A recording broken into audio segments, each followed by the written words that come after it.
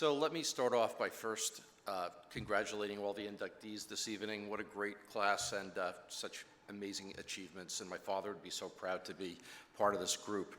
I also just want to quickly say that I'm scared of Teresa too, but I added a couple paragraphs, so I figured Mark didn't get killed, so I can follow. Two ladies meet, and one starts telling the other how she's been married 3 times. But all 3 of her husbands passed away. The second woman says, "My God, that's terrible. What happened?" The first woman says, "Well, my first husband died of mushroom poisoning." Second lady says, "Mushroom poisoning, that's just terrible. Wow, what a horrible thing. How about your second husband?" She says, "Well, you're not going to believe it, but he also died of mushroom poisoning." She says, "Are you kidding me? 2 husbands died of mushroom poisoning? What's the odds of that? What happened to your third husband?" She says, "Well, he died of a concussion." So she says, "Wow, that's terrible. What happened?" She says, "He wouldn't eat the mushrooms."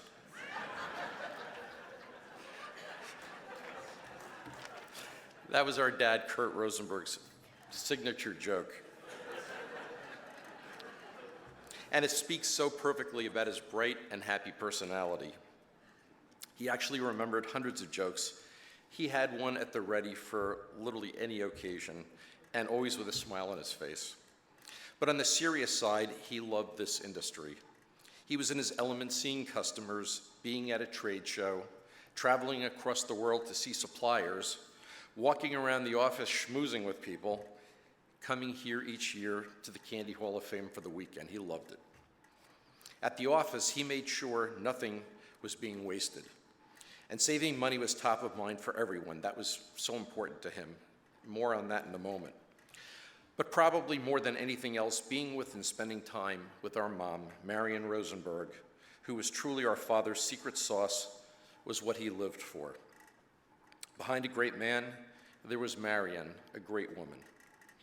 Later in life, after our mom's passing, our dad threw himself at his work helping build Promotion in Motion, now known as PIM Brands, PIM Brands. He was our greatest company cheerleader, and he was just so proud and amazed about what we were accomplishing, and he made sure to tell everyone he could. He worked tirelessly to drive our success. You heard before, he bought our foreign currencies at the absolute lowest rates. He prided himself on that. He ensured that our raw material costs and trade costs were being managed and carefully watched revenues and profit margins, anxiously awaiting the daily recap report electronically distributed at 6 p.m. every day to our upper company management team. He could not wait to open and analyze that report each day to see where sales were coming from. And since he and I often had dinner during the week after our mom passed, I'd often be with him at 6 p.m. when that report arrived, and he would tear into it immediately. On a good day, he would tell me we could order dessert. On a bad day, no dessert. But he was very proud of the products we make, and all except for this one product that I created for my own amusement called bereavements, which are sold to funeral homes. Yes, in between truckloads of Welch's fruit snacks and sun-made chocolate-covered raisins and Sour Jacks are these amazing breath-freshening confectionery gems, which are individually wrapped mints with doves and trees of life on twist straps, and they're offered at funeral homes in candy dishes for a wake, during a wake. No joke, we really make them. And we even belong to the National Association of Funeral Directors, the NFDA, so that we can sell them.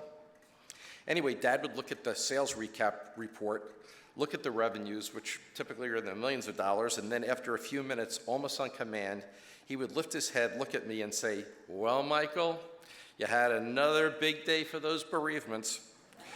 $42.53 in sales today to the Scungili Funeral Home in Canarsie, Queens." The product drove him nuts.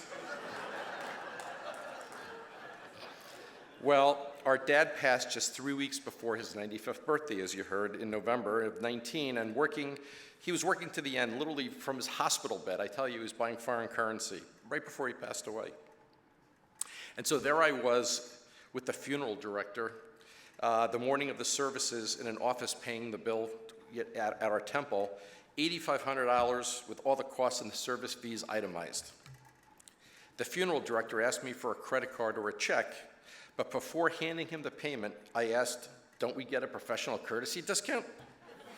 Courtesy discount, he asked, for what? I said, well, you know, I'm a member of the NFDA. He says, you're a funeral director? I thought you were in the candy business. I said, well, I'm not exactly a funeral director, but I am a card-carrying member. I'm the guy that makes those bereavements. We make those bereavements, the funeral candies. He said, are you kidding me? I love those things. Okay, I'll give you the professional courtesy discount. So in my eulogy, I said, Dad, you're a member of those bereavements? And you know how you love to save money? Well, I saved $1,700. I told you they were a really great product.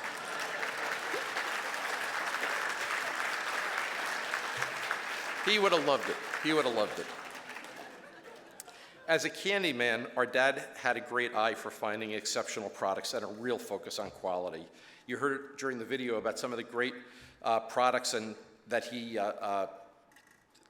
sourced all over the world and started importing. He was the original Kit Kat importer, Godiva, Toblerone, it's a long list. And then he spent many years importing Cerati chocolates from Germany and Perugina, which were both Nestle brands, as well as Toggenburger Swiss wafers you heard about, and then later created Toggy chocolate wafers, which we still produce today. And please make sure to try the Toggy chocolate wafers in your goodie bags because he was particularly proud of them. Just don't let him know that we gave them to you for free. You also heard he was an inductee into the Specialty Food Hall of Fame, which he was very proud of, but make no mistake about it, he was a candy man through and through. He loved every day of his working life and everything about our industry, and he would really be beaming about this recognition tonight, and retiring was never in his vocabulary. He continued traveling in Europe to the ISM in Germany, as you heard, and attended Sweets and Snacks Expo religiously. He never missed a Sodic or a Nax, and this went well into his 90s. But he also lived for his family, as you heard, and he was especially proud of his grandchildren, spending weeks with me and my brother in New Jersey, but then in the weekends with my sisters and their husbands in Long Island, and with his grandkids, many of whom are here tonight, who adored him. We all opened our hearts and our homes to him, and that gave him the precious opportunities to bond with his grandchildren, who simply couldn't get enough of him. He was adored by all of them, and as I said, there are many here tonight to honor him.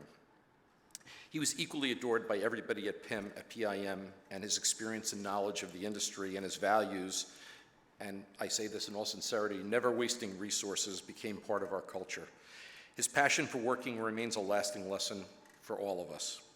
If we learned nothing else from our dad, it was that every day can be a continuing celebration of what you love to do, no matter how many candles are on that next birthday cake. For our dad, his wife, his family, and working in the confectionery industry virtually to the day he passed was truly, that truly took the cake. Thank you.